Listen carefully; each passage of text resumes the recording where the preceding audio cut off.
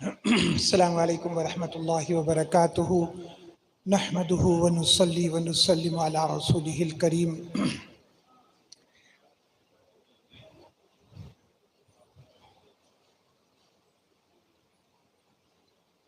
میرے عزیز محترم بزرگوں اور دوستوں، معزز خواتین، اللہ تعالی آپ سب کی حاضری کو قبول فرمائے۔ اللہ رب العالمین آپ کے حج کو حج مبرور بنانے کے فیصلے فرمائے۔ تربیتی سلسلے کا آغاز تو ہو گیا ہے اور یہ بیچ میں مجھے ڈال دیا گیا ہے کہ تھوڑی سی دیر میں فضائل پر بات کر سکوں، اور پھر اس کے بعد یہ سلسلہ جاری رہے گا۔ تو تھوڑے سے وقت کے لیے میں بیچ میں آیا ہوں۔ اللہ سے دعا یہ ہے کہ جو کچھ ہم سنیں، اللہ رب العالمین ہمیں اس پر عمل کرنے کی توفیق عطا فرمائے۔ یہ ہمارا جو حج تربیتی کیمپ مختصر سا وقت جو رکھا گیا ہے کہ اس تھوڑے سے وقت کے اندر بہت کچھ باتیں آپ تک پہنچا دی جائیں، اس کے پیچھے ہمارا مقصد ہے، ایک لالچ ہے ہماری، ایک غرض ہے ہماری، وہ یہ ہے کہ آپ کی طرف سے ہم کو دعائیں ملیں گی، اور جب آپ وہاں ہمارے لیے فکرے کرو گے، دعا کرو گے کہ ہم نے فلانی جگہ سے کچھ حاصل کر کے آئے ہیں، تو آپ کے دل سے دعا نکلے گی، اور ہمارا اللہ کی طرف سے وعدہ ہے کہ اس سے ہم کو بھی کامیاب کریں گے انشاءاللہ ثم انشاءاللہ۔ اس لیے کہ اللہ کے نبی علیہ السلام نے بڑی پیاری سی بات فرمائی، دعا کی کہ اللہ حاجی کی مغفرت کر دے۔ دعا کی اللہ کے نبی صلی اللہ علیہ وسلم نے کہ اے اللہ تو حاجی کی مغفرت فرما۔ اب آپ مجھے یہ بتاؤ کہ آپ سب حج کے ارادے سے نکلے ہوئے ہو، آپ کو کوئی ڈاؤٹ ہے کہ آپ کی مغفرت نہ ہو؟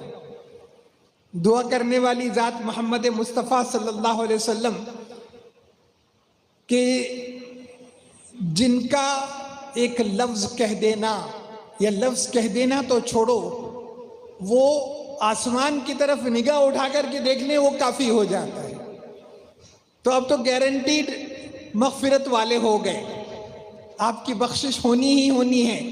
تو اللہ کے نبی علیہ السلام نے فرمایا کہ اللہ تو حاجی کی مغفرت فرما دے،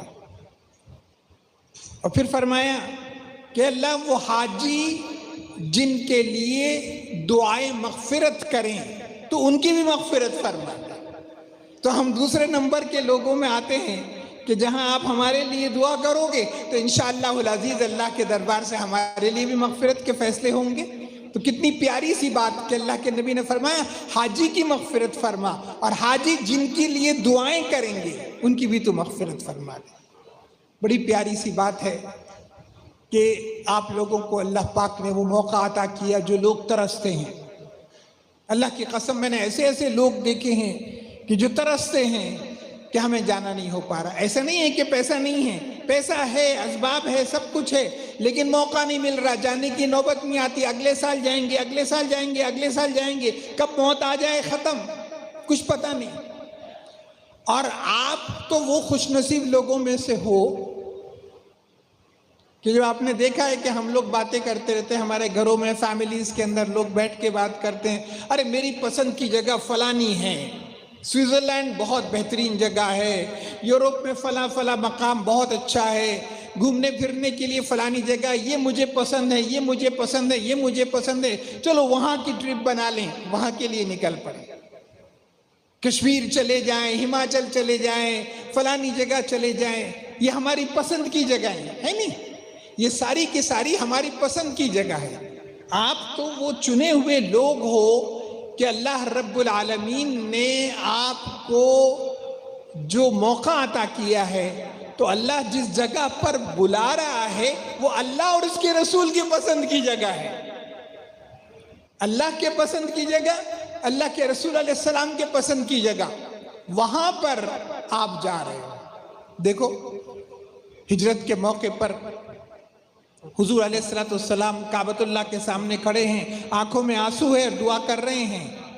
دعا یہ کر رہے ہیں کہ اللہ یہ جو یہاں کے لوگ ہیں یہ مجھے یہاں رہنے نہیں دیتے.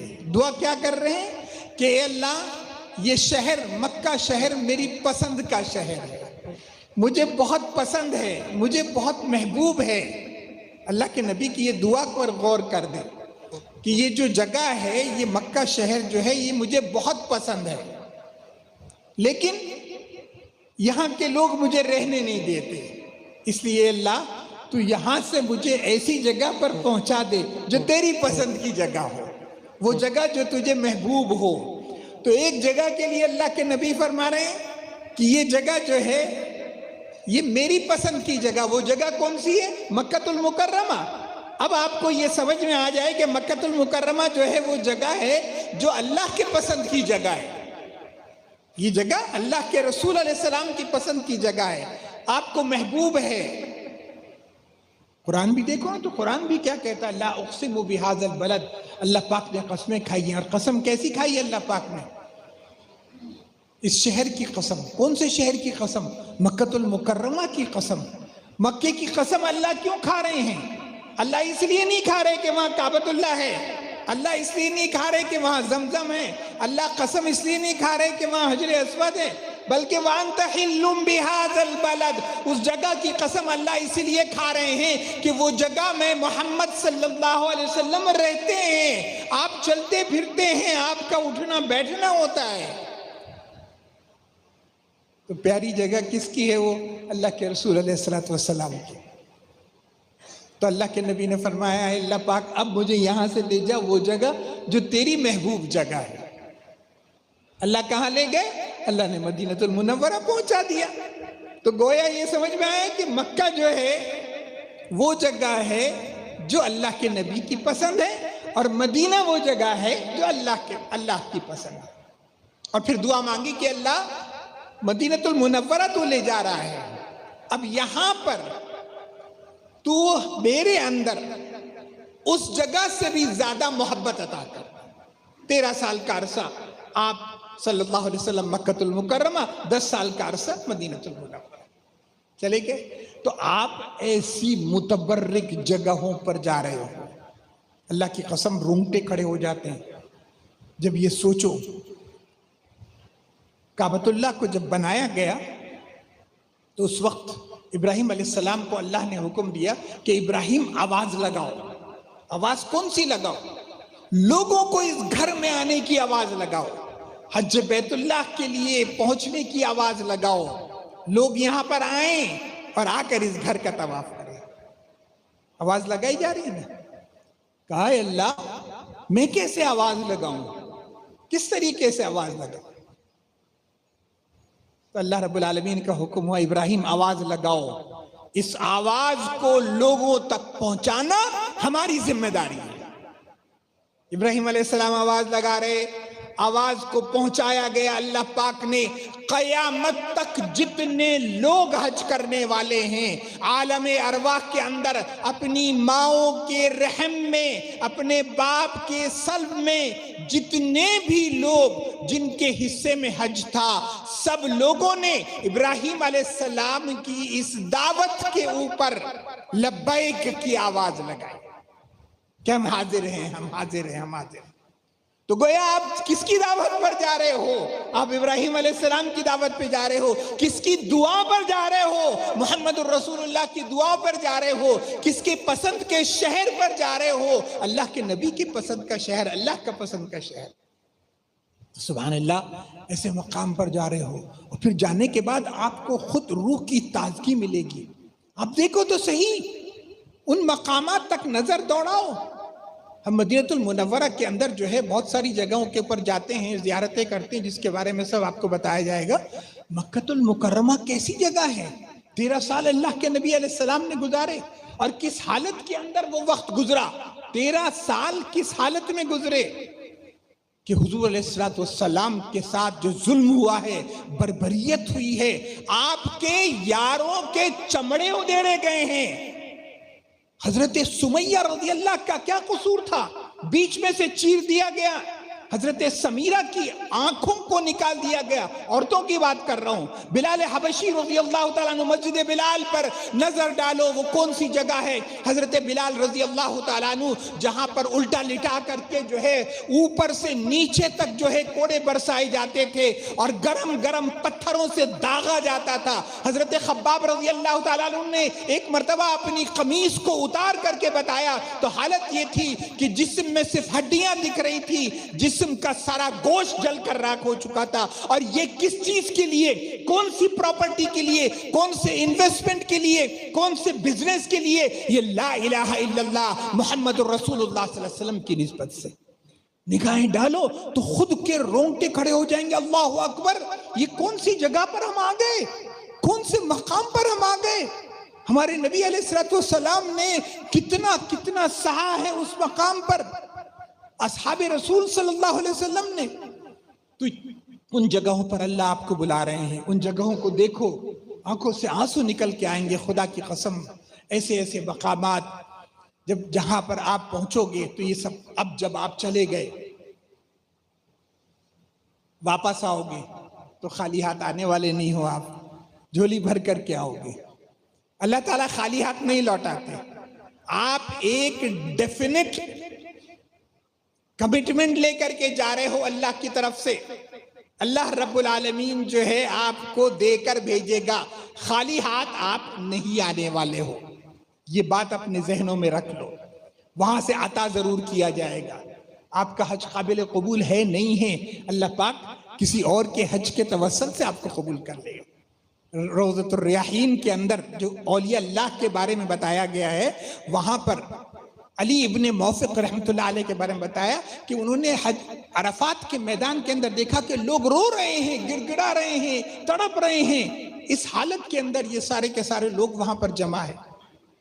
تو پھر دل میں خیال آیا کہ اللہ، یہ میرا جو حج ہے یہ میں ان لوگوں کو بخشتا ہوں کہ جن کے حج تو نے قبول نہیں کیے۔ دیکھو کتنی بڑی بات ہے کہ اللہ، یہ میرا حج جو ہے میں ان لوگوں کو بخشتا ہوں جن کے حج تو نے قبول نہیں کیے۔ مزدلفہ پہنچے، اللہ رب العالمین کی زیارت ہوئی خواب میں۔ مزدلفہ میں اللہ رب العالمین کی زیارت ہوئی کہ علی، تو ہم سے بھی بڑا سخی بن گیا۔ ہم تو سخیوں کے سخی ہیں، ہم تو کریموں کے کریم ہیں، سخاوت کو ہم نے بنایا ہے۔ تو کہہ رہا ہے کہ ان کے تیرے بدلے میں، تیرے اس حج کے بدلے میں جو ہے ان کی مغفرت کر دیں۔ علی سن لو، جتنے لوگ، ہمارا نظام یہ ہے کہ جتنے لوگ وہاں حج کو جاتے ہیں، جس کا قبول کرنا ہوتا ہے، اس کے ساتھ ساتھ ان کے توسل سے ان لوگوں کو بھی اللہ قبول کرتا ہے جن کا حج قبول نہ ہو۔ تو اب خالی ہاتھ تو آ کر آنے والے نہیں ہیں، مغفرت لے کر آؤ گے، بخششیں لے کر کے آؤ گے، مغفرت لے کر آؤ گے۔ عرفات کے میدان کے اندر محمد مصطفیٰ صلی اللہ علیہ وسلم یوں ہاتھ اٹھاتے تھے، یوں نہیں، یوں آسمان کی طرف یوں ہاتھ اٹھاتے تھے، اور پھر اس کے بعد اللہ سے گڑ گڑا کر کے دعا کرتے تھے۔ اور اس مجمع کے اندر جو مغفرت ہوتی ہے اجتماعی طور پر لوگوں کو، جو اللہ گناہوں سے آزاد، اللہ جو ہے معافی دیتا ہے، اللہ مغفرت عطا کرتا ہے۔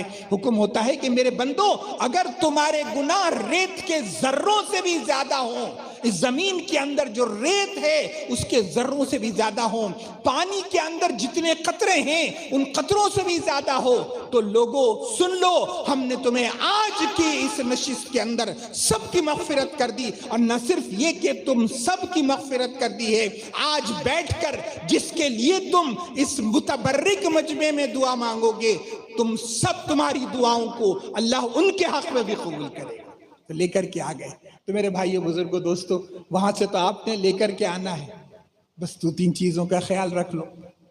جا رہے ہو، اس کے اندر جو ہے آپ ایک بات، اگر اللہ توفیق دے، ہمیشہ باوضو رہو، ہمیشہ باوضو۔ وضو ٹوٹ گیا، وضو فوراً کرو، بڑی بات ہے۔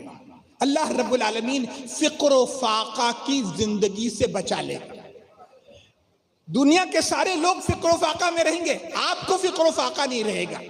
یہ اللہ کے نبی علیہ السلام کا وعدہ ہے، آپ کو فقر و فاقہ نہیں۔ صرف کام کیا ہے؟ جب وضو ٹوٹ جائے وضو کرو، باوضو رہو، اور خاص طور سے اب جب جا رہے ہو وہاں باوضو رہو 24 گھنٹے، اس لیے کہ آپ کے اطراف فرشتے گھومیں گے، آپ کے آس پاس فرشتوں کی لائنیں لگی ہوں گی۔ اللہ اکبر، وہ مقام اللہ دے رہا ہے کیونکہ آپ کو جو پروٹوکول اللہ کی طرف سے دیا جائے گا تو مغفرت کے فرشتے آپ کے ساتھ لگے ہوئے ہوں گے، اللہ کے مہمان ہوں، بڑے پروٹوکول کے ساتھ اللہ وہاں پر آپ کو بلا رہا ہے۔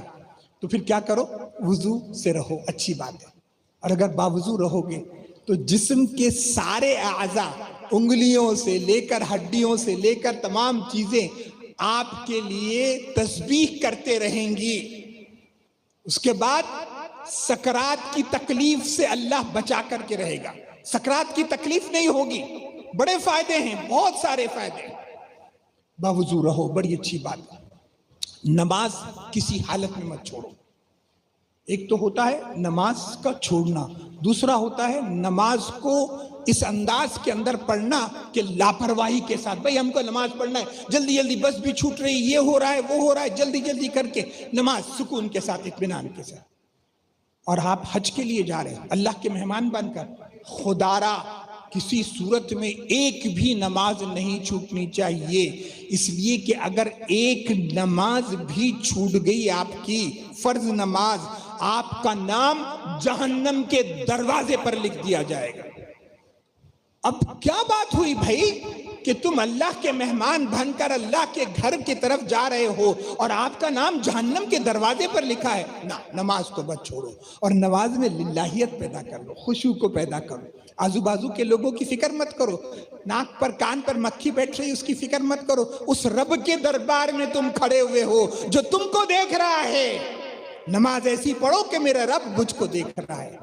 سجدہ کرو، ایسا کرو کہ اللہ کے قدموں کے اوپر آپ سجدہ کر رہے ہو۔ ایک اللہ کے بندے، اللہ کے ایک بڑے بزرگ ہیں، وہ لمبے لمبے سجدے کیا کرتے ہیں۔ لوگوں نے کہا حضرت آپ اتنے لمبے سجدے کرتے ہو؟ کہا روایتوں میں یہ آتا ہے کہ جب بندہ سجدہ کرتا ہے تو وہ ایسا ہے گویا جس نے اللہ کے قدموں پر سر رکھا ہو۔ تو جب میں سجدے کے اندر جاتا ہوں تو مجھے بالکل ایسا لگتا ہے جیسے اللہ میاں کے پاؤں پر میں سجدہ کر رہا ہوں، بس اٹھنے کو جی نہیں کرتا، اس لیے لمبے سے لمبے سجدے کر اللہ کے حضور گڑ گڑا کر کے، نمازوں کے لیے، دعاؤں کے لیے، سب چیزوں کے لیے۔ جب یہاں سے جاؤ لوگوں کے حق ادا کرتے ہوئے جاؤ، لوگوں کو حق کو مارتے ہوئے مت جاؤ۔ دیکھو بہت قیمتی جگہ پر جا رہے ہو، ٹھکرائے ہوئے واپس نہیں آنا ہے، لوگوں کے حق ادا کرتے ہوئے جاؤ۔ جس کو چلایا ہے، مارا پیٹا ہے، ان کا حق مارا ہے، ان کے ساتھ ظلم کیا ہے، ان سے معافی مانگ لو۔ کتنی دیر لگتی ہے؟ ان سے معافی مانگ لو۔ اتنا وقت رہتا ہے بیچ میں کہ گئے جا کر کے ان سے اپنا دل صاف کر کے نکل جاؤ۔ اللہ کے گھر جا رہے ہو، یہ کر لو۔ والدین کی رضامندی بھی حاصل کر لو، ساتھ میں یہ دیکھ کر کے جاؤ کہ اپنے گھر والے جو ہیں ان کے خرچے وغیرہ وہ ساری چیزوں کا اہتمام رہے۔ ایسا نہ ہو کہ تمہاری ایبسنس میں ان کو کسی کے پاس جا کر کے مانگنا پڑے۔ یہ کام کر لو، اور اس کے ساتھ ساتھ جو ہے آپ یہ کرو کہ اپنے ساتھ تھوڑی سی ایکسٹرا پیسے رکھ لو، جب آپ وہاں پر جاؤ گے، جب آپ جاؤ گے مکہ المکرمہ، مدینہ المنورہ، یہ دونوں جگہ پر جب آپ پہنچو گے، جب وہاں پر آپ جاؤ گے تو وہاں پر آپ جو ہے اتنے پیسے آپ کے پاس ہوں کہ آپ نے کچھ خیرات کرنا ہے، صدقہ کر دینا ہے، کچھ لوگوں کو پیسے دے دینا۔ یہ کیوں کرتے ہیں بھائی؟ اللہ کے نبی نے فرمایا جب تم احد پہاڑ کے اوپر سے اترو تو وہاں پر جو لوگ ہیں ان کی مدد کیا کرو۔ دیکھیں گے آپ وہاں پر جڑی بوٹیاں لے کر کے عورتیں، ضعیف عورتیں بیٹھتی ہیں، نہیں ضرورت ہے پھر بھی لے لو، ان کی مدد ہو جائے گی۔ اس سے کیا ہوگا کہ جو چھوٹی موٹی غلطیاں آپ کی حج کے اندر ہوئی ہیں وہ غلطیوں کو اللہ تعالیٰ معاف کر دے گا۔ میرے محترم بزرگوں، دوستو، مجھے وقت 20 منٹ کا دیا گیا تھا، میں نہیں چاہتا کہ اس سے زیادہ 1 منٹ بھی لوں میں، کیونکہ ابھی آپ کو یہ پوری ترتیب سننی ہے جو ابھی بیچ میں سے چھوڑی گئی ہے۔